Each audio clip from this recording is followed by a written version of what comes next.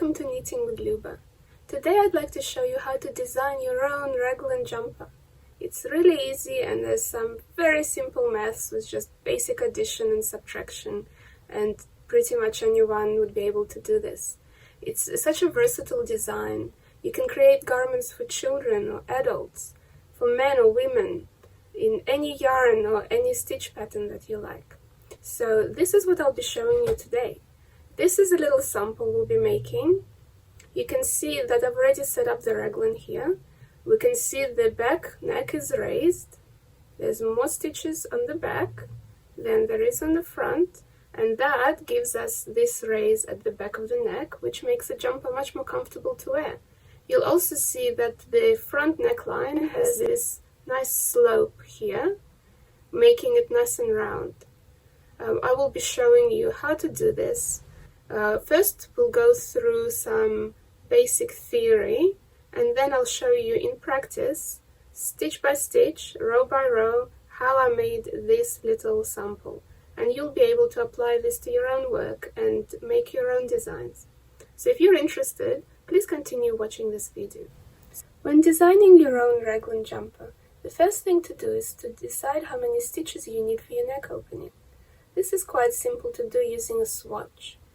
Measure your swatch and check how many stitches you have per 10 centimeters. Then consider the width of your neck opening and figure out how many stitches you need to make the neck opening the correct width. For example, here I have a 30 centimeter neck opening, and to do that I needed to have 86 stitches. The first thing to do is to knit the ribbing for your neckline to the desired length. Here I have 10 rows. If you would like some help to get to this point, I've got a couple of tutorials available on my channel. So once you know how many stitches you need and you have made the neck ribbing, it's time to do a little bit of maths to divide the neck into front, back and sleeves. A raglan jumper has 4 raglan lines, 2 at the back and 2 at the front. A raglan line can be any number of stitches you like. In my example, I used 2 stitches. So the first thing to do is to calculate how many stitches will be used up in the raglan lines.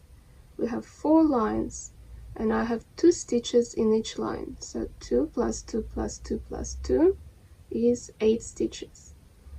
The first bit of maths we need to do is to subtract the number of stitches used in the raglan lines from the total stitches you have on the needles. So my neckline was 86 stitches. The first thing I'm going to do is subtract 8. So 86 minus 8 is 78. Now I'm working with 78 stitches.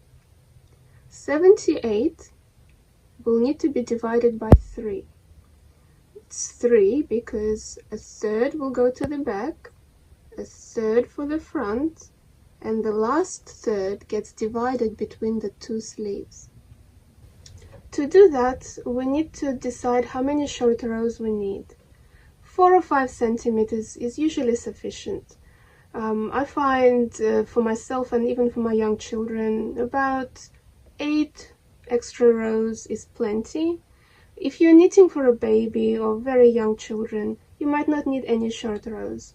But larger sizes, and especially like larger adult sizes, will probably need a few extra rows on the back. In the sample here, I'm knitting it for my 4-year-old son, and 8 rows is plenty for him, even more than what he needs.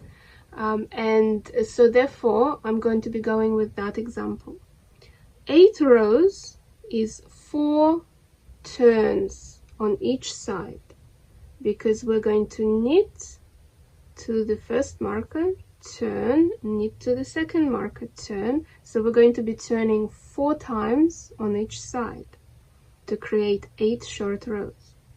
So to do this, we need to place some markers in our knitting to indicate where we need to turn. I usually place them about 2 stitches apart from each other. we're going to be doing the short rows, the turns and the short rows on the sleeve section of the jumper. So you can see on the diagram I have marked with numbers the short rows that we will be using to create the back neck. You can see I've placed them in the first half of each sleeve. There are 4 turns on each sleeve, and each turn is 2 stitches apart. As we're knitting these short rows, we will at the same time be increasing at the raglan lines on each right side row. So if we were not to compensate for this, we would end up with more stitches on the back, creating a wider back than the front, which is not what you want.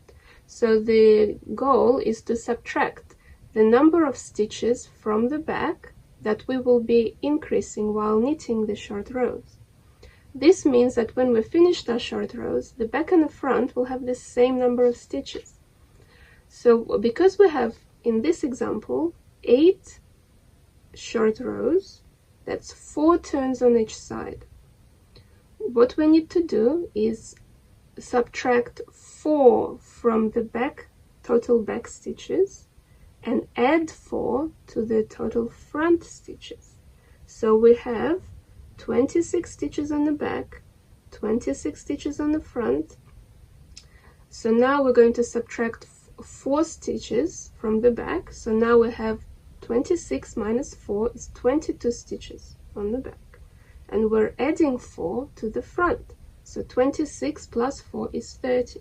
So the new stitch count is 22 stitches for the back and 30 stitches for the front.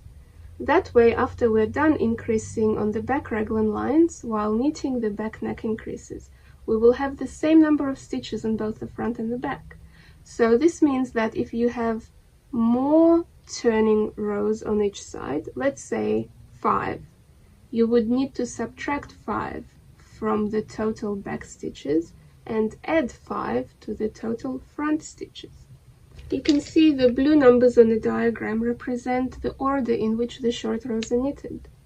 We will be starting at the green dot, which is our beginning of round. I placed the green dot there so you know to place a beginning of round marker at that point. So this marker needs to be a little bit different from your other markers so you don't get confused about where the start of the round is. I would also recommend to use different colored markers to signify your raglan line and to signify the turn rows, the turn stitches. I've used gold color markers to show the raglan line and brown colored markers for my turn rows. So the first thing you would do is knit across to the raglan line marker, increase, knit the raglan stitches, slip marker, increase, knit to the next turn row marker or short row marker, turn.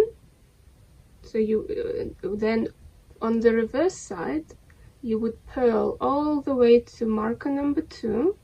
You can see in blue it says 2, and you would purl across all the stitches, and on the reverse side we don't put increases in. We only put increases on the right side. Then once you get to marker number 2, you would turn and work to marker number 3, and so on, creating a raised neck at the back. After completing the short rows on the back, we need to do a few more short rows on the front of the jumper. This is done to create a rounded profile for the front of the jumper, so that it looks circular. If we don't do the short rows on the front, we will end up with a very square neckline, which might be exactly what you want. But if you would like a rounded O-neck style jumper, you would need to create a few short rows on the front as well. So here I'm also doing 4 turns or 8 short rows on the front. When doing short rows on the front, we'll continue to increase on every right side row at each raglan line I will show you exactly how to do that in the practice section after this. So the more rounded you would like your neckline, the more short rows you would put on the front. I've put 4 here, which creates a somewhat rounded neckline, as you can see in the sample. You notice that when we were working on the back, we had to adjust the number of back stitches to compensate for the extra stitches we will be increasing in the raglan lines. You don't need to do that on the front, because when working the front, you will be knitting across all 4 raglan lines and increasing them symmetrically. So this is quite simple to do. You just add a few markers where you would like the turn rows to be. So this is the end of the theory of how to calculate for a raglan. As you can see, it's quite simple. In the next section, I will show you how to do this in practice using my sample. So here is how it might work in real life. Here is my beginning of round marker. I used a different marker so I can easily see the beginning of round. Here are my back stitches. The gold markers in my work represent the raglan lines. The darker colored markers here represent where I need to do short rows. I'm now going to be working across my back stitches. So here I just knit across to the next raglan line. Going to knit across until I get to my gold marker, and of course the gold marker represents the raglan line. I knit 22 stitches across the back until I get to my raglan line.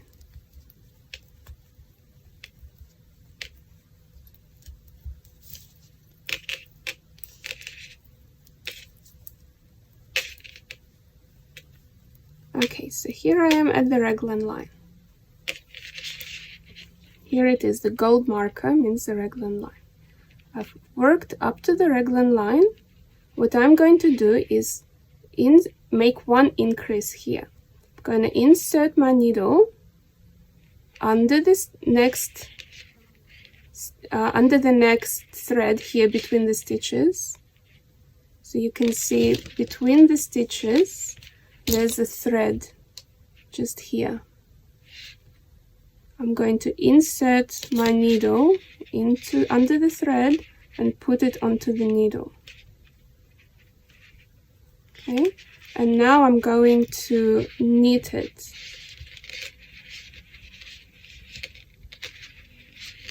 One increase made. Slip marker, knit 2 stitches.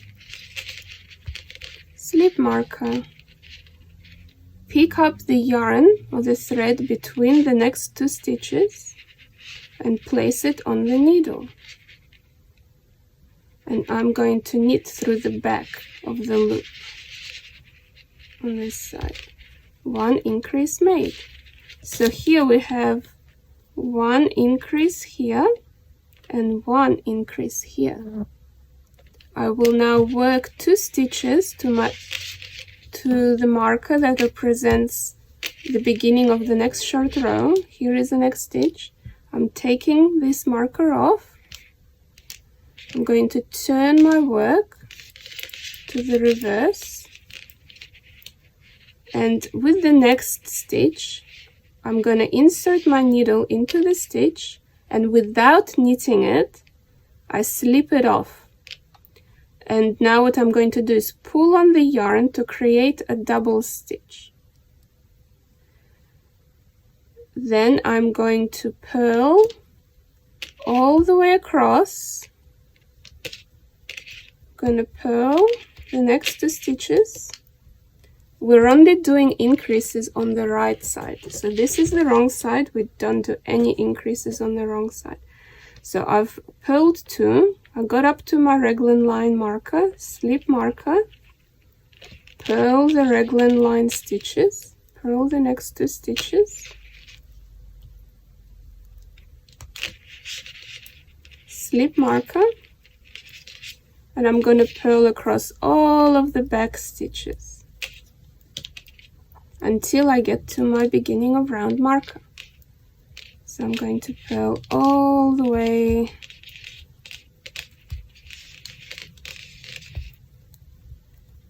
all the way to the beginning of round marker. So we had 22 stitches on the back. Purl all the way to beginning of round.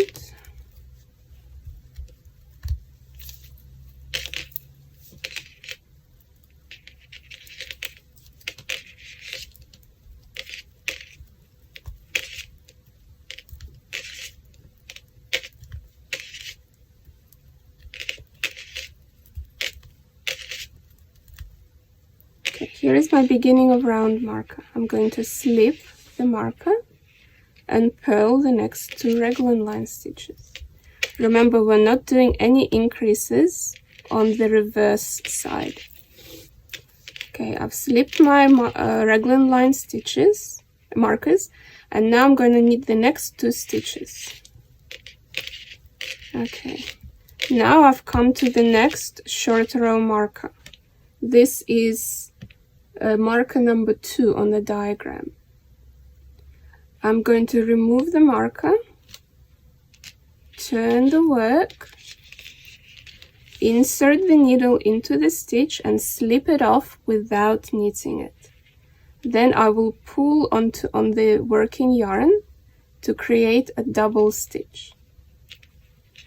Okay, I'm going to knit the next stitch. And now we're working on the right side, which is where we are doing the increases at the raglan lines. I'm now at the marker for my next raglan line.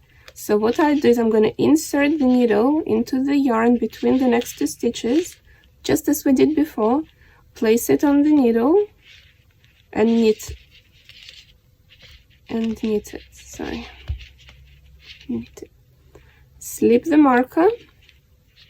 Knit the next 2 raglan line stitches, slip beginning of round marker, and now I'm going to work the next round. What I'll do is, as before, this is the raglan line and we're on the right side of the work, so I will insert my needle between the next 2 stitches, place it onto the left hand needle and knit it through the back loop. I've now increased a stitch at the raglan line. I will now work all the way here to my next raglan line, increase, work the raglan stitches, increase, work to the next marker, turn the work, and purl without any increases all across the back and up to the next short row marker. So let's do that together. Knit across. I'm now knitting across the back stitches.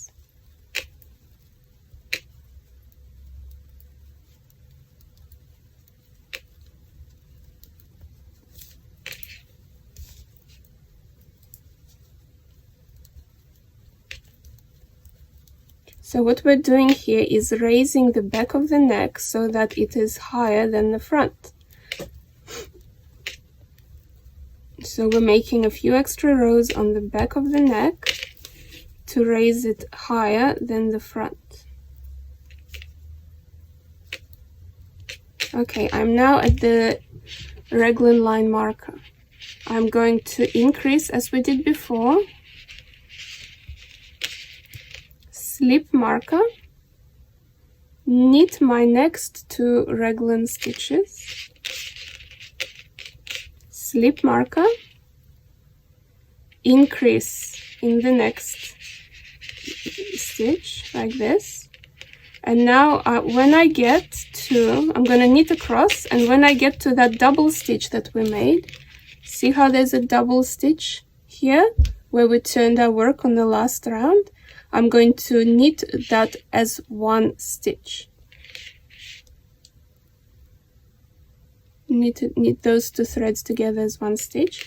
Work to the next short row marker. Okay, this is my next short row marker here. Slip marker, remove marker I should say. Turn the work. Slip the next purl stitch without knitting it, pull on the yarn to create a double stitch. And now we're going to work all the way across to the next short row marker. This is the back row, so we are not doing any increases.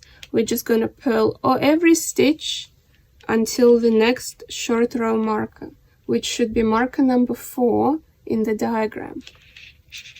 So I'll do that and get back to you.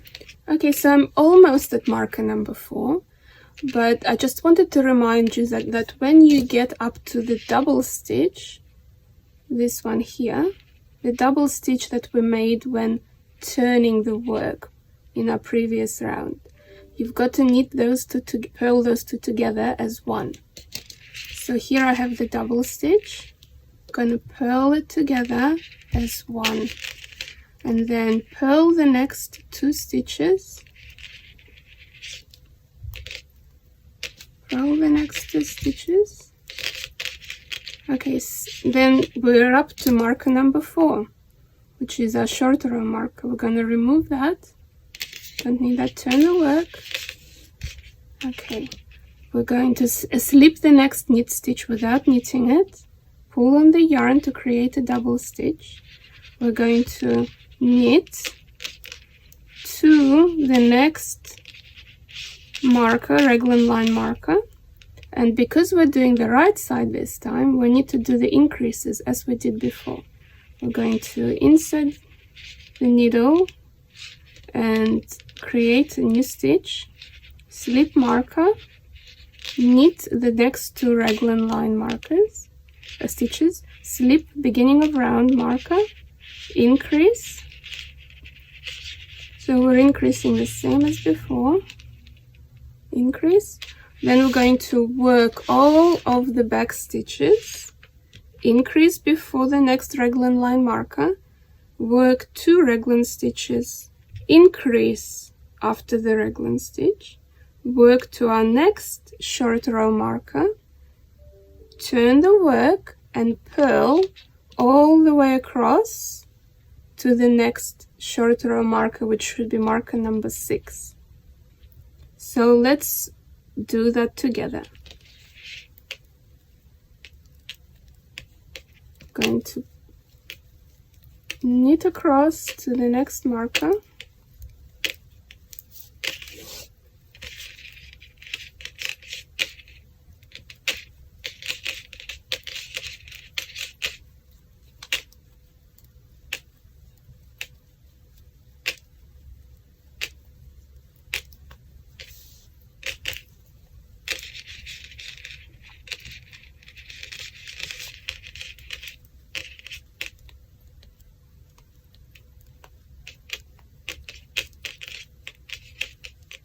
okay, I'm up to the next raglan line marker.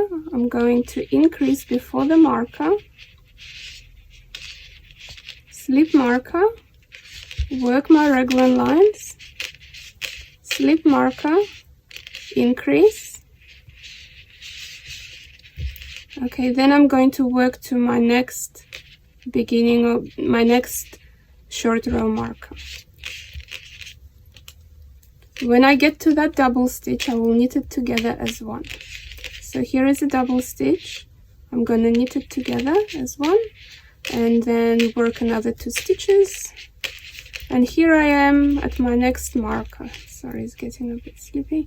I'm going to remove the marker, turn the work just as we've been doing before, slip the next stitch without knitting it, pull on the yarn to create a double stitch, and purl all the way across to the next short row marker as we did before. Okay, so here I am at the next short row marker, marker number 6. I'm going to remove it. Exactly the same, turn the work, slip the next stitch without knitting it, pull on the yarn to create a double stitch. I'm now going to work up to the raglan line, increase, exactly the same as we've done before, knit the next 2 raglan stitches, slip the beginning of round marker, increase, work all the way across the back to the next raglan line marker, increase, knit, slip marker, knit the next two raglan lines, slip marker, increase, and work to the last short row marker. And we're going to then do exactly as we did before, turn the work onto the reverse, slip the next stitch without knitting, pull on it to create a double stitch, work all the way towards marker number 8, and I'll see you at marker number 8. Okay, so here I am at my last short row marker, marker number 8. I'm removing the marker, turning the work onto the right side, and let's just have a quick look at what's happening. I've worked through all of my short row markers on the back, and you can see that we've added 8 rows on the back of the work without adding any rows to the front. This makes the back of the neck sit up higher than the front, which makes it much more comfortable to wear. So now that I've worked through all of my short row markers on the sleeves, I'm now going to work across to marker number 9, which is here at the front. Here I will do a few more short rows to lower the front of the jumper. So what we're doing is very similar to what we just did, only now we're working short rows on the front instead of on the sleeves. So what this will do is it will add extra rows to the back and the sleeves without adding any extra rows to the very front of the jumper. This will lower the front and it will not be sitting right up against the neck in an uncomfortable manner. So what I'm going to do is I'm going to turn the work just as we did before. We're now on the right side.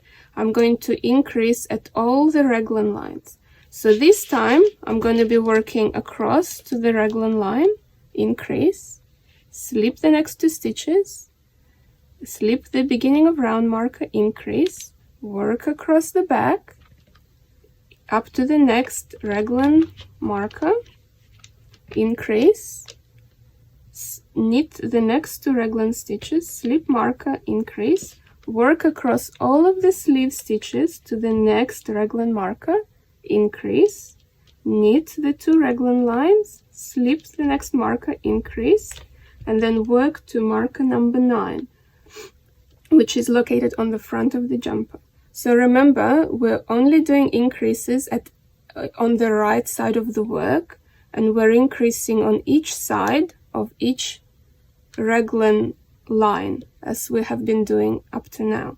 So when working the back increases, we only had the raglan line markers on the back of the work. Now we're going to do all 4 raglan lines, 1, 2, 3, and 4 over here. So you have to increase at each raglan line. So I will work all the way across to my next short row marker, and I'll see you when I get here. Okay, let's knit this together. I'm going to turn the work as we've been doing, create a double stitch, just like we've been doing, work up to the next raglan line,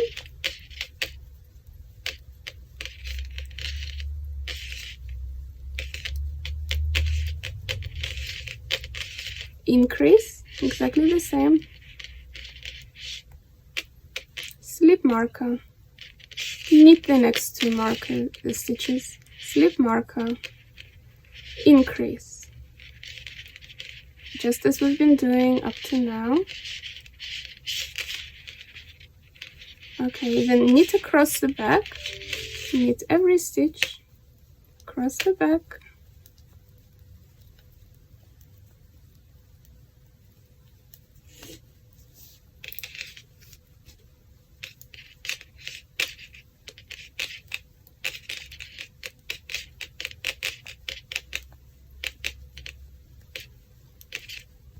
knit across the back to the next raglan line,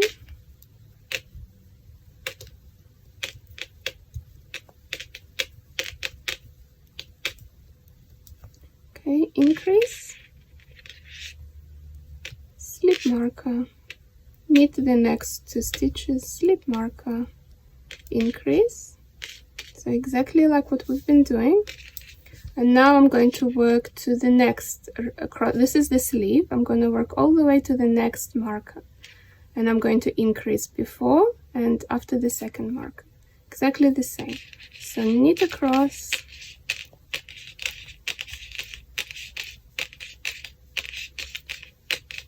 Across the sleeve stitches.